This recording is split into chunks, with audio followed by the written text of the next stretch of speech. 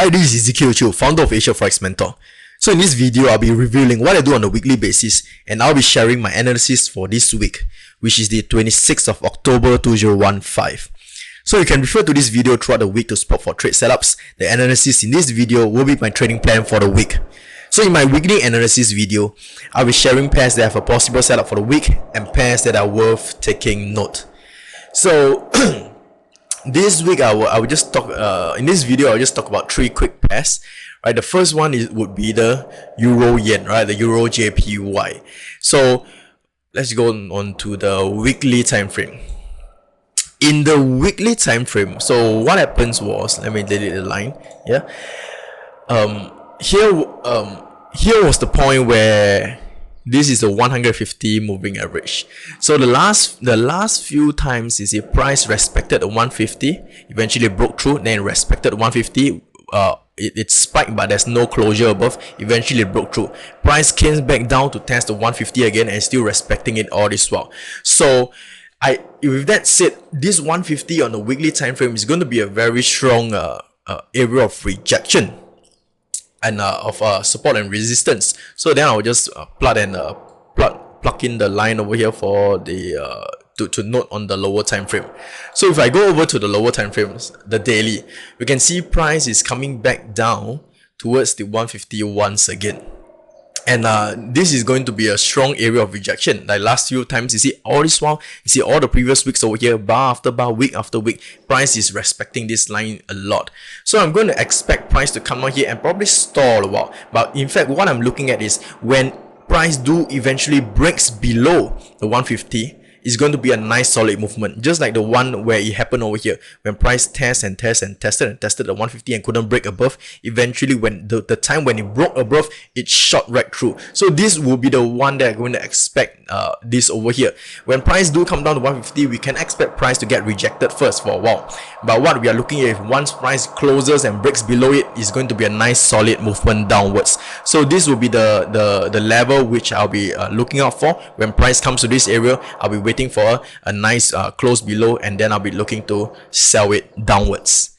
Okay, next pair, New Zealand Yen, right, NZD-JPY. So NZD-JPY, let's go on to the weekly time frame. Let me delete the line. So it's pretty much the same thing like the last pair, Euro Yen. And this is also a very nice pair. The last, you see, also being helped by the 150 as well. The last few times price respected 150 and couldn't break above. Eventually it broke down, right? This time now price came back up, and which is of no surprise. Why did it stop over here and there's no bar that closes above? So because the last few times respected, this time is going to respect as well. So in fact, what I'm looking at now is for price to eventually break above. If it does, it's going to be a nice solid break and for nice solid movement upwards. And if that goes up, the next area we probably stall, it will be the top Bollinger Band, right? The Bollinger Band in the middle. So if I go over to the daily time frame, we can also see why price is stopping over here. Apart from the weekly, the weekly 150, the daily also have the 150, and the daily also have my Bollinger Band blocking over here. So that is of no surprise of why price is going to stall over here. So with that said, I'm going to plug a line over here. We can probably expect price to stall a while over here, or maybe even head down later. But what I'm looking at, if once price closes above the weekly line and my daily two lines, which is the highest point over here, then this is going to be a nice solid movement upwards. Yeah, so this will be an area where I'll be looking out for. All right, so this is NZD-JPY.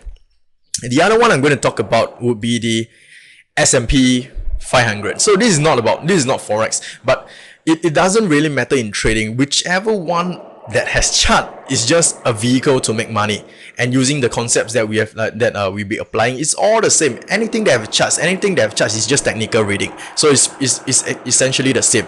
I talked about S&P couple of weeks back, where the market plummeted down. So I do mention that here will be a very strong area of holding point. And then what happens is price did indeed hold well over here, and then it bounces back up. So the last time where we can say when price came down to the 150 and Bollinger Band, it came down almost in a similar scenario. It shot down, held well, and then it headed back up, and then it headed up nicely after which. But this time round, price came down also to the same scenario, getting help over here, and it does looks like it's going back up. But would this be a same repeat of it where it will trend up nicely all the way throughout the next few years? Probably not.